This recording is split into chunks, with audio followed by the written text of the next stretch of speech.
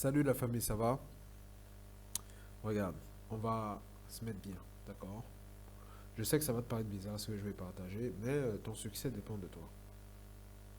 Tout ce que tu es en train d'entreprendre, la réussite dépend de toi. C'est une autre formulation pour que tu comprennes très bien et que tu puisses réaliser que tu as tout entre tes mains. Pourquoi? Parce que Dieu, il a déjà parlé. Il a dit clairement dans les Écritures, Hébreux 6,13, et c'est un peu partout dans la parole. Il dit que c'est par la foi et la persévérance qu'on hérite les promesses. Il dit que c'est par la foi et la persévérance. Il dit, tout travail mène à l'abondance. Ça, c'est dans le livre de Proverbes. Donc, je ne sais pas si c'est le champ, si c'est quoi, si c'est une affaire, tout ce que tu veux. Il a déjà mis les principes. Tout travail mène à l'abondance. C'est le livre de Proverbes. Il dit, la main diligente est celle qui enrichit, la main lâche sera tributaire. C'est comme ça. Il a déjà établi. Une des pierres d'achoppement que je peux voir par moment au niveau du corps de Christ, c'est qu'on se dit que, voilà, il faut à tout prix que le chrétien, quand il marche avec le Seigneur, puisse entendre la voix de Dieu dans le témoignage, dans le cœur et tout. Ce n'est pas le cas chez tout le monde. Et ce n'est pas la seule façon d'entendre Dieu, parce que la parole, c'est la voix de Dieu. Et malheureusement, beaucoup peuvent avoir du mal à saisir la parole parce qu'ils cherchent encore le témoignage. C'est pas mauvais. Je ne dis pas qu'il n'y a pas le témoignage intérieur. Moi, je crois en ça. C'est quelque chose qui existe, d'accord. Mais n'oubliez jamais que ce qui est écrit, c'est la parole de Dieu. C'est Dieu qui parle au travers des Écritures. Jésus l'a dit carrément aux pharisiens. Il a dit, si vous ne croyez pas à ces écrits, il parlait des écrits de Moïse. Non, c'était ce qu'ils avaient avant. Parce que Jésus croyait aux écrits. Si vous ne croyez pas à ces écrits, comment allez-vous croire quand je vais vous parler? Parce que la preuve est que quoi? C'est que, au-delà du fait que vous cherchez Dieu qui rassure votre cœur, vous restez toujours dans la panique. D'accord? La parole est claire. C'est écrit. Il a déjà mis ses principes. Écoutez, pourquoi je dis, il y a des gens qui n'ont pas le témoignage intérieur, qui sont mieux dans la foi et qui ont accompli de très grandes choses, mais ils n'ont pas forcément ce côté où les gens vont se poser en train de la voix dans le Dieu, dans le cœur. C'est pas, ça veut rien dire. Parce qu'il a tout dit dans sa parole. Quand vous analysez les Écritures, vous allez voir qu'il vous a tout dit. Tout dit, il a tout dit. Prenez la parole, lisez les Écritures. Il a dit, si tu persévères, tu vas toucher le but. En fait, il s'engage. Quand c'est comme ça, c'est que c'est sûr. C'est un principe établi d'éternité en éternité. Pourquoi? La persévérance va casser toute opposition. Ça veut dire quoi? Parce que le truc, c'est que des fois, dès qu'il va y avoir un obstacle, on va se dire non, finalement, c'est mort. Non, c'est à ce moment la persévérance démarre. Et la persévérance dépend de toi. Ça ne dépend pas de quelqu'un d'autre. C'est un choix. Et ta persévérance est la démonstration de ta foi devant Dieu. Donc, quand lui voit la foi, il opère. Il n'a pas dit...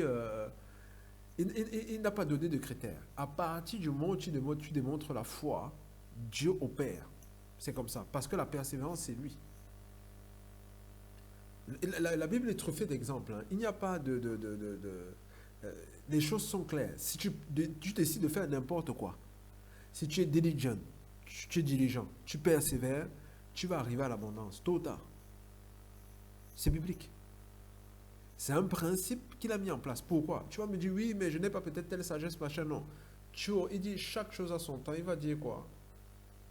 Il te donnera ce dont tu as besoin. Si tu as besoin de la sagesse, il apportera à ce moment-là. Tu n'as pas peut-être besoin de cette information-là maintenant. Sois tranquille, persévère. Je ne sais pas ce que tu as comme projet, ce que tu as en tête. Mais je te garantis, la Bible est claire. Ça dépend de toi. Il dit bien, c'est par la foi et la persévérance que les anciens ont hérité des promesses. C'est par leur foi et leur persévérance. Parce que Dieu a donné maintenant, c'est nous qui faisons un choix. Pourquoi? Parce qu'à partir du moment où on persévère, on est en train de démontrer à Dieu qu'on croit.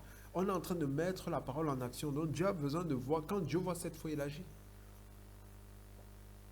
Obligatoire, obligatoire, peu importe les obstacles que tu vas les dépasser. C'est la persévérance, c'est la clé. Et quand il parle de la promesse, là d'ailleurs, par absolu, c'est le royaume, c'est la vue de Christ. D'accord? Mais c'est le même principe qui fonctionne ici pour tout ce que tu as. Il faut persévérer. Regarde les Écritures du début à la fin. Regarde le livre de Hébreux. Tu vas voir que c'est une affaire de persévérance. Les gars avaient besoin de persévérer. Il faut persévérer. Ne t'arrête jamais. La Bible est truffée d'exemples, de paroles. C'est Dieu qui parle. Pourquoi? Parce que quand tu lis la Bible, ça résonne dans ton entendement. Quand tu lis la Bible, quand tu lis par exemple un verset, tu l'entends dans ton entendement, ça vient au niveau de ton intellect. Donc c'est une voix. C'est Dieu qui parle.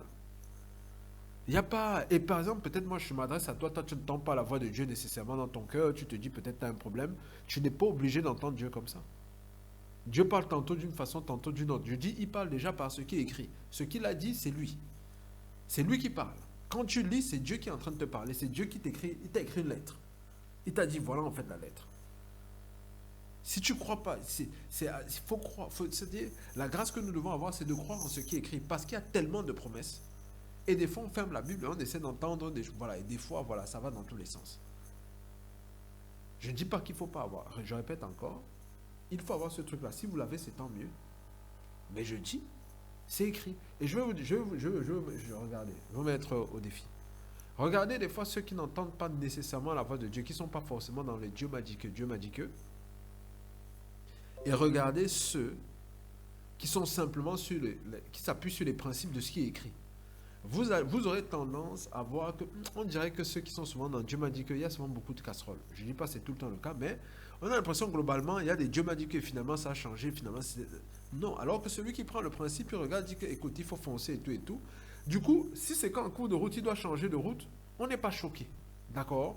On n'est pas en train de dire, mais je croyais que Dieu avait dit machin, non, c'est normal, il est en train de tâtonner, là il a retrouvé le chemin, il est en train de foncer. Pourquoi? Parce qu'une des choses, on abordera ça à un autre moment. Hein, voilà. Pourquoi est-ce que des fois on met du temps à. On est en train de tourner en rond avant de se lancer et tout et tout. Une des raisons, voilà. Il y a des moments, oui, ça peut être la présence d'esprit, c'est d'attendre. Hein, mais on verra une des choses vraiment sur lesquelles il faut vraiment qu'on domine. D'accord? Donc, je te laisse vraiment avec ça. Euh, persévère. La Bible est truffée d'exemples. Tu n'as pas besoin d'autre chose. Persévère. Ça marche, ça paye cash. La persévérance paye cash. Je te garantis. Lis la parole, ça paye cash. Ça dépend exclusivement de toi, ta persévérance. Parce que Dieu a déjà dit oui.